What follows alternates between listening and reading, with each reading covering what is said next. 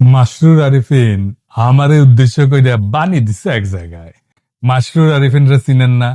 বাংলাদেশের একজন বড় ব্যাংকার, প্রফেশনাল মানুষ। ব্যাংকার হইলে টাকা গুনে শুধু, তবে সে সাহিত্য টাইত্য করে আর কি, লেখারাত ভালো। আমি যাদেরকে বাঙ্গু সুশীল বলি, সেই গ্রুপের একজন প্রতিনিধি কইতে পারেন। সে কি কইছে সেটা আগে শুনে আসি। আমি ওই পিনাকিদাকেই আবার বলবো, ওনার উদ্দেশ্যেই বলবো, আমরা কেউই পারফেক্ট না। উই আর ভেরি মাচ একই মানুষ, ন্যায় বিচারের পক্ষে আজকে দাঁড়াই, একই মানুষ আর এক সিজনে চুপ থাকি, একই মানুষ সকালে ভালো, একই মানুষ বিকালে খারাপ। আমরা কেউই পারফেক্ট না। কোনো প্রথম আলো, কোনো মাসুদ আরিফিন, কোনো ডেইলি স্টার কেউই পারফেক্ট না। বাট তার জবাব এইটা হতে পারে না, আমাদের কোনো ইমপারফেকশন থাকলেও সেটা ডিরেক্টলি আলোচনার মাধ্যমে মোকাবিলা করা উচিত। এটা কোন ধরনের দেশ যে এখানে জ্বালিয়ে পুড়িয়ে দিয়ে তার মোকাবিলা হবে?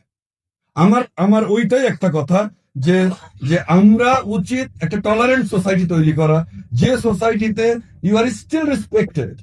আমি উনাকে বলছি, উনি দাবি করেছেন, উনি করেননি, বাট আমি উনাকেই বলছি, we want a tolerant society যেখানে we are all respected and we are tolerated, even when I strongly disagree with you and even when I actually don't like you. শুনেছেন তো? আচ্ছা মাসরুর, আপনি তো লেখাপড়া জানা মানুষ, সাকসেসফুল বিজনেস লিডার, সংবেদনশীল, তাছাড়া তো আর লেখালেখির বুদ্ধ থাকতো না। তো আপনি তো ভাই রাষ্ট্র সমাজের সংকটটাই বুঝেন না।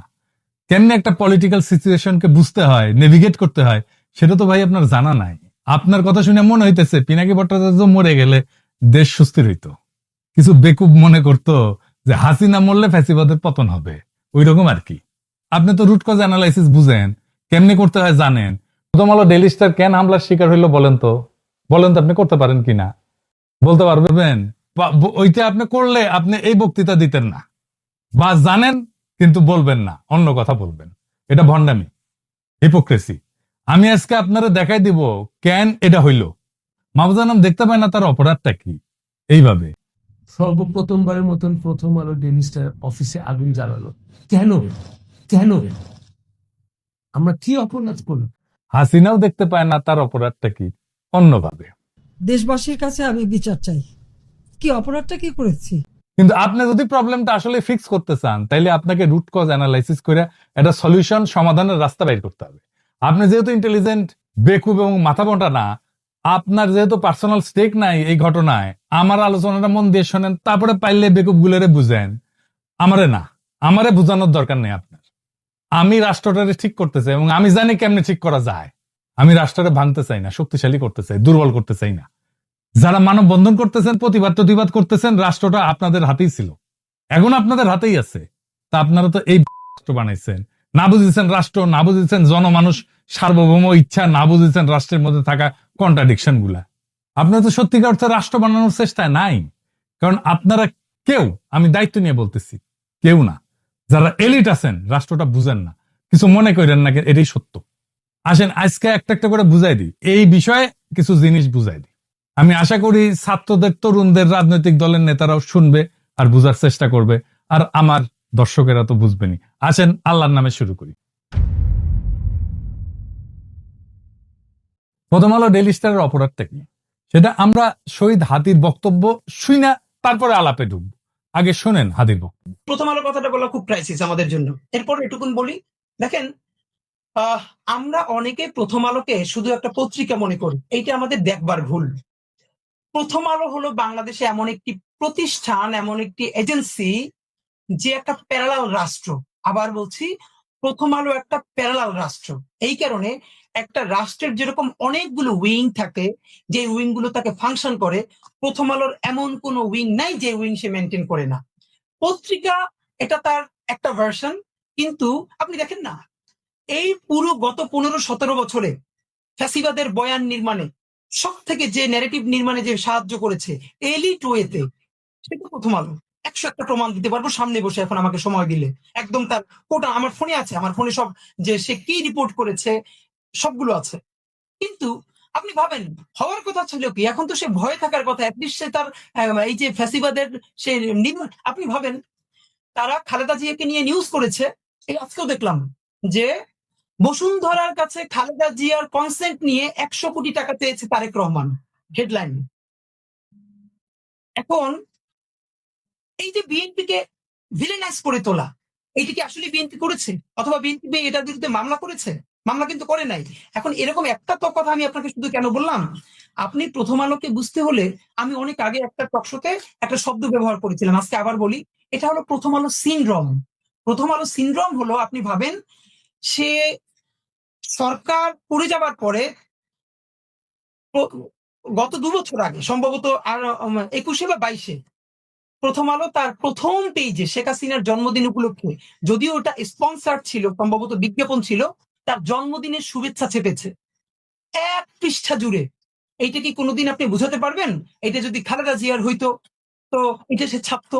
এটা তার একটা ব্যাখ্যা দাঁড় করায়, এটা নিয়ে আমরা কথা বলবো না। দেখেন, সে কি ছাপবে কি ছাপবে না, সে কাকে ভালো বলবে কাকে ভালো বলবে বলবে না, এইটা নিয়ে আমাদের কোনো কথা থাকতে পারে না, কারণ প্রত্যেকটা মিডিয়া এজেন্সি নিজস্ব ন্যারেটিভ থাকে এবং তার স্বাধীনতা আছে। কিন্তু তার যেটা স্বাধীনতা নাই, একজন নিরপরাধী মানুষকে জঙ্গি বলে তার জীবনকে শেষ করে দেয়ার। তার স্বাধীনতা নাই যে অপরাধ করে নাই সেই অপরাধ হিসেবে তাকে ন্যারেটিভ নির্মাণ করে তাকে অপরাধী হিসেবে জীবন ধ্বংস করে দেয়ার। প্রথম আলো কোন নিউজ কাভার করবে, কোন নিউজ কাভার করবে না, এটা নিয়ে আমার কোনো কথা বলার থাকতে পারে না, কারণ এটা তার প্রাইভেট পলিসি, যে তার পলিসি নিজের মতো নির্মাণ করবে। কিন্তু আমার কথা হলো, যে জঙ্গিবাদে সংশ্লিষ্ট ছিল না, আপনি তাকে জঙ্গি বলে বলে বলে বলে বলে বলে একটা ঘটনা আজকে বলি, এখানে আমি শেষ করি শুধু একটা।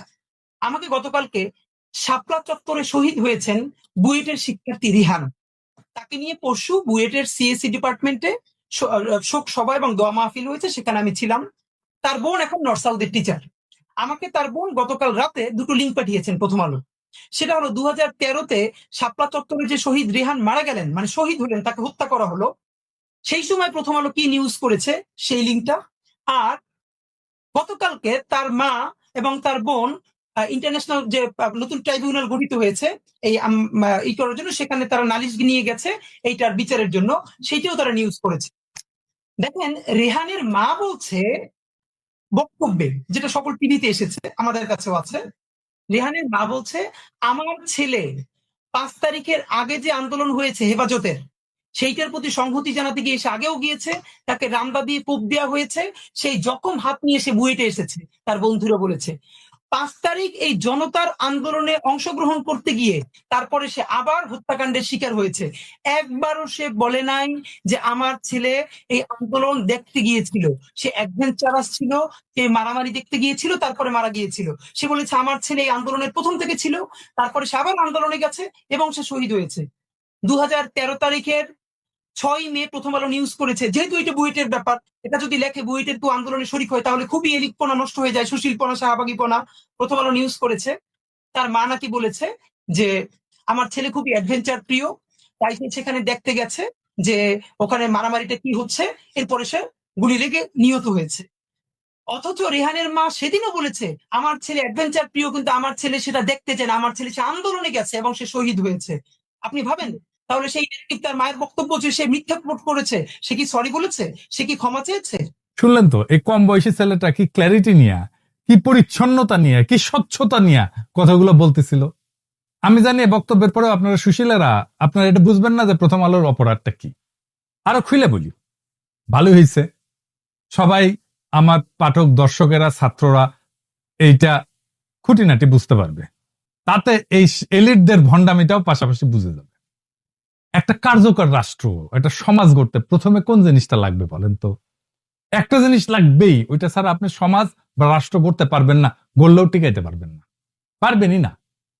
আপনি যত মানব বন্ধন করেন, যত দমন পীড়ন করেন, যত সুশীল কথা বলেন, যত দার্শনিক কথা বলেন, যত লেখাপড়া করেন, যত সমৃদ্ধি আনেন, আপনি রাষ্ট্র করতে পারবেন না।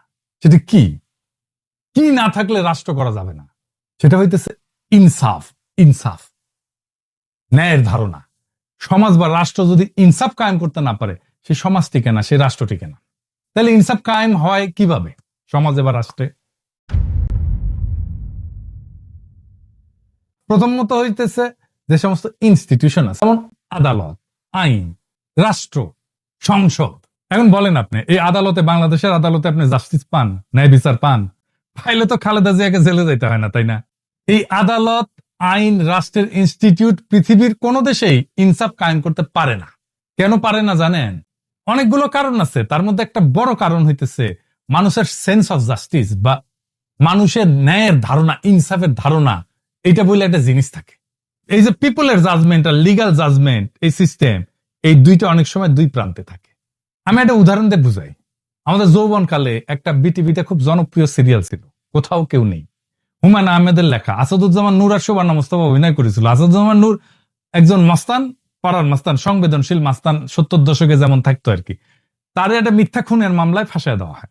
একটা অংশ দেখেন, যদিও দুই অভিনেতা অভিনেত্রী আওয়ামী ফ্যাসিবাদের পান্ডা, কালচারাল ফ্যাসিস্ট, তাও দেখেন। এসব ছেড়ে দিতে পারেননি? অনেক তো করলেন।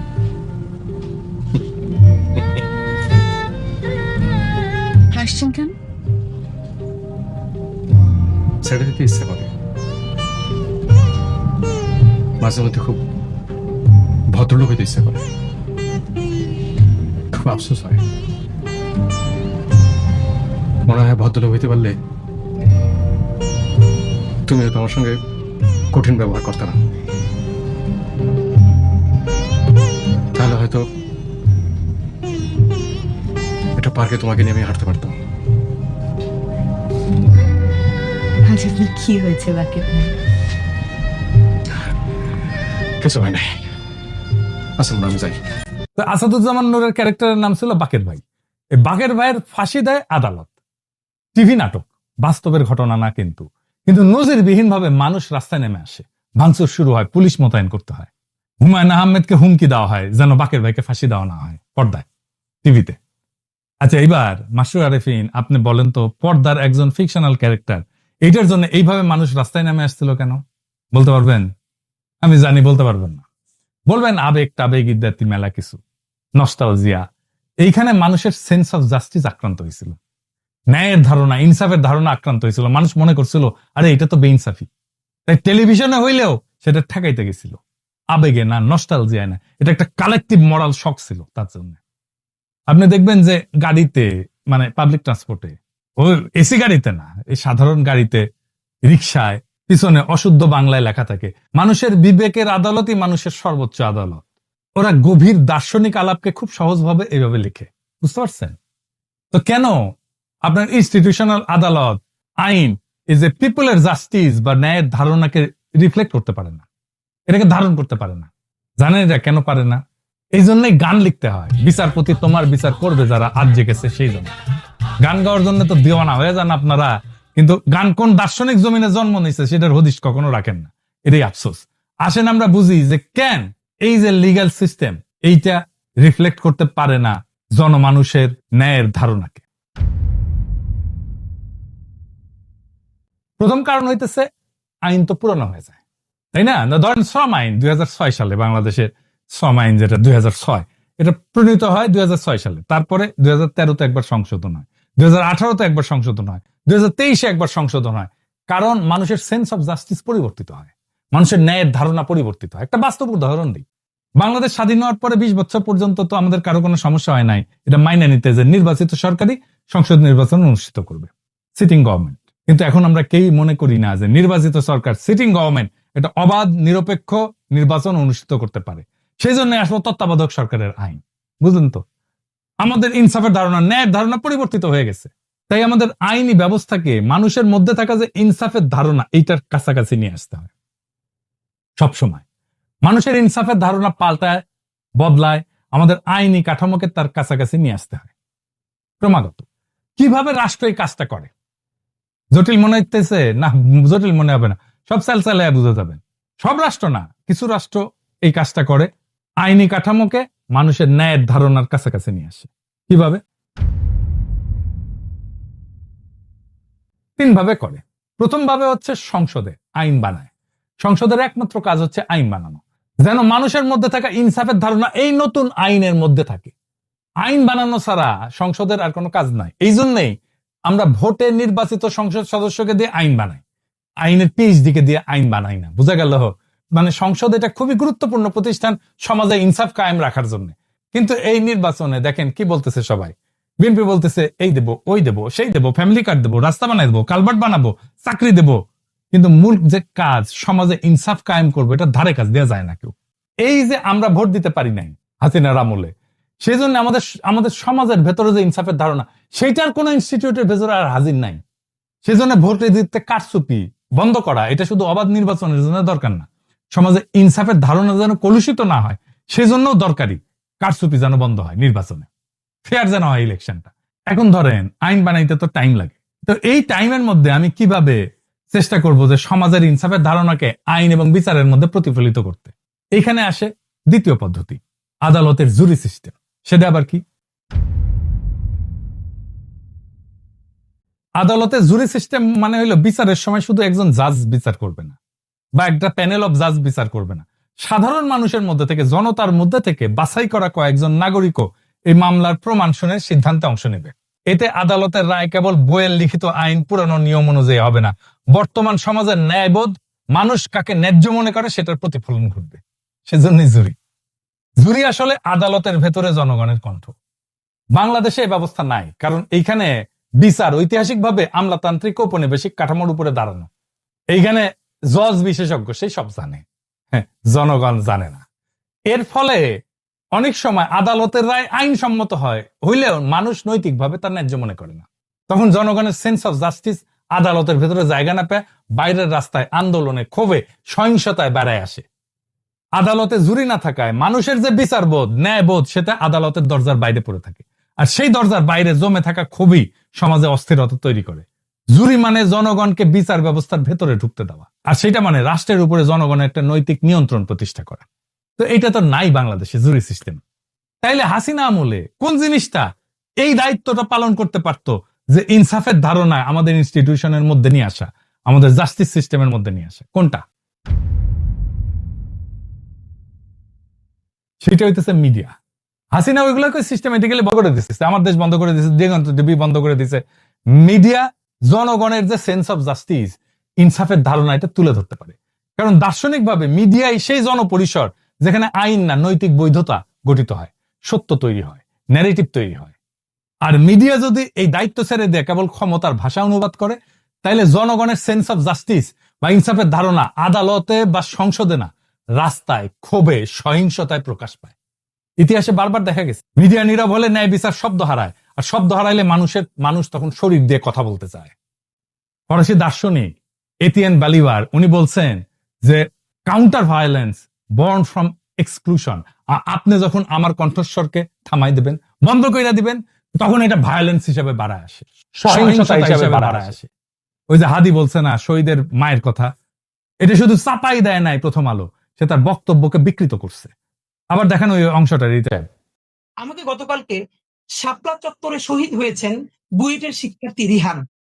তাকে নিয়ে পরশু বুয়েটের সিএসসি ডিপার্টমেন্টে শোক সভা এবং দোয়া মাহফিল হয়েছে, সেখানে আমি ছিলাম। তার বোন এখন নর্থ সাউথের টিচার। আমাকে তার বোন গতকাল রাতে দুটো লিঙ্ক পাঠিয়েছেন প্রথম আলো। সেটা হলো 2013-তে শাপলা চত্বরে যে শহীদ রেহান মারা গেলেন, মানে শহীদ হলেন, তাকে হত্যা করা হলো, সেই সময় প্রথম আলো কি নিউজ করেছে সেই লিঙ্কটা। আর গতকালকে তার মা এবং তার বোন ইন্টারন্যাশনাল যে নতুন ট্রাইব্যুনাল গঠিত হয়েছে এই করার জন্য, সেখানে তারা নালিশ নিয়ে গেছে এইটার বিচারের জন্য, সেইটাও তারা নিউজ করেছে।